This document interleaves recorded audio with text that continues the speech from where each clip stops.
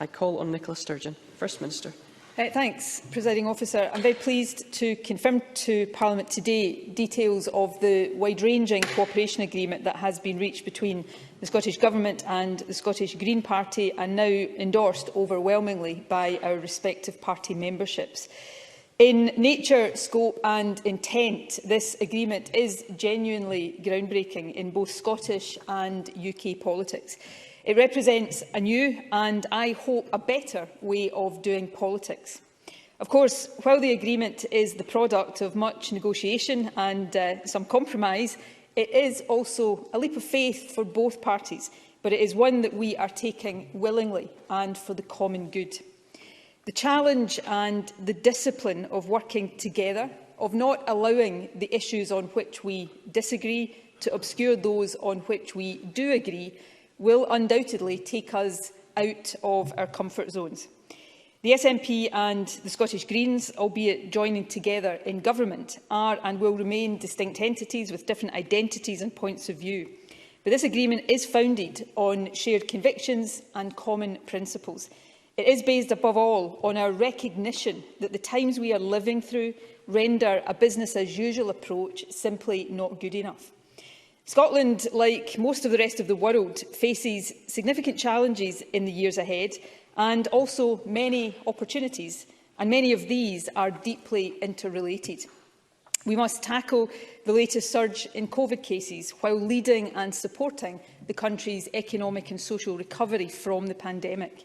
We must ensure that the recovery is a green and sustainable one and address with urgency and determination the climate and nature crises which threaten the planet and the security of this and future generations.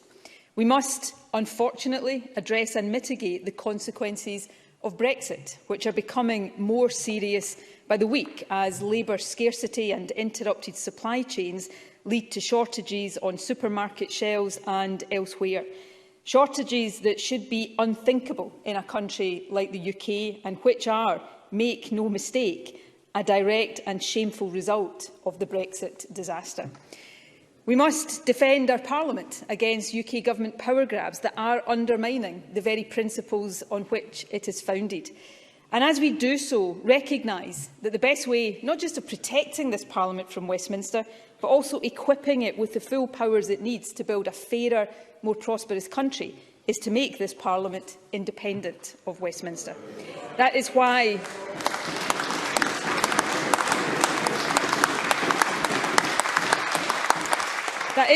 fulfilling our democratic mandate to let the Scottish people choose our own future is a key strand of this agreement. These are the inescapable challenges that confront us. How we respond to them will shape Scotland now and for the decades ahead. In the face of the magnitude of these challenges, and for this we all bear a share of responsibility, our politics can too often seem small, polarised, divided, focused on self-interest rather than the national interest. Perhaps I'm seeing evidence of it already today. If we are to meet the moment, Presiding Officer, we must all of us try to do politics differently, and in this agreement, the Scottish Government and the Scottish Greens are accepting our responsibility to do that. Genuine disagreement, honestly and respectfully debated and, of course, resolved through the ballot box is, of course, the essence of democracy. But we also have a duty to reach beyond our disagreements and, in the interests of progress, maximise the consensus between us. That is essential if we are to find the solutions needed to solve the big problems confronting Scotland and the world. And in both my view and in my experience, cooperation and collaboration in place of division and acrimony is what most people want to see much more of from their politicians. Of course, that spirit of cooperation and consensus building is also very much in keeping with the founding principles of our Scottish Parliament. Arguably, it has never been more important for us, all of us, to live up to these principles, and that is the motivation for reaching this agreement. It is not a full coalition. Our parties will retain distinct voices and independent identities, but it sets out processes of cooperation and consultation that will enable a firm foundation for the delivery of our shared and transformative policy objectives, and indeed for the Scottish Government's wider legislative and policy programme. As part of that, for the first time in UK politics, it will see Greens enter national government as ministers, working in a spirit of common endeavour, mutual challenge and collective responsibility to deliver for the people we serve. And to that end, I look forward later this afternoon to seeking Parliament's approval for the appointment of Lorna Slater and Patrick Harvie as Scottish Ministers. An agreement like this is not something that would be seen as in any way remarkable or even unusual in other parts of Europe, but it does represent an important landmark for politics across the UK. Most importantly of all, however, this agreement provides a strong foundation, I hope, across the lifetime of this Parliament for bold and decisive action. After all, its ultimate test, as with any arrangement of this kind, isn't about how well the signatories get on, it's about what we deliver. There is, of course, and rightly so, a strong environmental theme to our shared policy agreement. We recognise the urgency of the climate and nature crisis and also the challenges inherent in tackling them. But we also appreciate that with the right approach and a commitment to climate justice, the transition to net zero will create economic opportunities and improve the well-being of all of us. We are determined to seize and realise those opportunities. Over the session of this Parliament, we will do more to decarbonise our transport network and support active travel. We will dedicate at least 10% of the Scottish Government's overall travel budget to active travel, cycling, walking and wheeling. We will significantly increase investment in public transport. We will work to cut the emissions from it and also to make it more accessible and affordable, with a commitment to free bus travel for young people, for example. And we will, of course, bring ScotRail into public ownership. All of these measures will help us by 2030 reduce car kilometres by 20%. Vital if we are to meet our climate targets, but also important to improving the environment in communities and neighbourhoods, the length and breadth of our country. We will also support the essential transformation in how we heat our homes and buildings. This term of Parliament will see investment of at least £1.8 billion in energy efficiency and renewable heating. We will do more too to protect our natural environment. We will designate a new national park, plant more trees, including more native species, and protect more of our seas. And we will work right across the economy to support a just transition to net zero, with just transition plans for all sectors and regions and a new green industrial strategy with investment in skills at its heart. As part of that, we will support and accelerate the necessary and inevitable transition from fossil fuels to renewable and low-carbon sources of energy. Through this agreement, we will deliver a stronger package of support for marine renewables and offshore wind and significantly increase our onshore wind capacity. And we will also establish a 10-year, £500 million Just Transition Fund for the North East and Moray, to ensure that the jobs and communities dependent on our oil and gas sector are not left behind, and that we instead use the considerable infrastructure, skills and expertise of that sector to help drive and speed up the development of cleaner alternatives. Our agreement will also help make Scotland fairer as a country. It will tackle child poverty and deliver stronger rights for tenants, including an effective system of rent controls, so that housing in the rented sector is more affordable and more secure, especially for families and for young people. We will make the investment in this Parliament to support the delivery of 110,000 new affordable homes between now and 2032. And we will reform our public services, including through the establishment of a national care service, perhaps the biggest public sector reform that this Parliament will ever have undertaken. Improvements too in mental health and work to improve education and close the poverty-related attainment gap.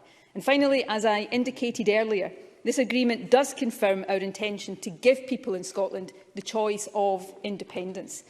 The mandate for that is undeniable. Between us, the SNP and the Greens won 72 of the 129 seats in this Parliament, and each one of us was elected on a clear commitment to an independence referendum. But just as the mandate is undeniable, the reason for a referendum is just as important. As we emerge from this pandemic, the kind of country and society that Scotland is now and becomes in future, and the decisions that will shape our society and economy and our place in the world, must be determined democratically here in Scotland and not imposed upon us so often against our will by government at Westminster. Presiding Officer, the agreement we have reached offers a clear vision of the sort of country Scotland can become, a greener, fairer and, yes, independent nation. It also recognises and puts into practice an approach to politics that sees parties try to work together for the common good. I firmly believe that is what most people in Scotland want to see. I hope this agreement, as we move now to implement it, will demonstrate that when we step out of those comfort zones and when we embrace cooperation, we enhance our ability to deliver the ideas and the practical policies that can meet the scale of the challenges we face. Of course, this agreement is novel in terms of UK politics, but across Europe and in many countries around the world, arrangements like this are commonplace, and they are based firmly on the idea that cooperation, rather than confrontation, will lead to better outcomes for the people across our country. This Parliament has undoubtedly secured some significant achievements in the last 2 decades, and all parties can and should take credit for that fact. But there have also been times, especially in more recent years, and this is not unique to Scotland, when our politics has been toxic and polarised, and because of that, we have sometimes seemed collectively incapable of properly living up to the expectations of those we serve. And just as we can all and should all take some credit for our successes, we all must bear some responsibility for our shortcomings. And I believe we all have an obligation to make positive change. This agreement represents a renewed commitment from the Scottish Government to do so. While it is, at political level, an agreement between the SNP and the Greens, I hope, and I mean this sincerely, that over time it can and it will encourage greater cooperation between all parties in this Parliament. There are issues, including, perhaps especially, the Constitution, on which we disagree profoundly and passionately.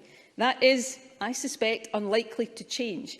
Though even on these fundamental issues, perhaps we should all make an effort to disagree more civilly. But there are many other issues, Presiding Officer, especially as we recover from the pandemic and address the climate emergency, where I believe acres of common ground can be found if we are willing to find it, while still acknowledging and respecting our disagreements. So despite all of the risks inherent in any decision of 2 parties to cooperate more closely, and with a full appreciation of the compromise and the ups and downs that an agreement like this will entail, the SNP and the Greens are choosing to work together. We're doing that because we believe in a time of great challenge, a better, more collaborative politics is needed so that a better Scotland can be built. And we are resolving to spend the next 5 years working together to build it. As we do so, I make an open and sincere offer to work whenever and wherever possible with others across this chamber too, and I hope that offer will be accepted. Presiding Officer, this agreement is a milestone in this Parliament's progress. It sets out how the SNP and the Scottish Greens will work together as the Scottish Government. It demonstrates our commitment to a new and a better way of doing politics, and it does provide the strong platform needed to deliver the transformative policies that will build a greener, fairer country and make people's lives across Scotland better. For all these reasons, I enthusiastically commend it to the Chamber. Thank you.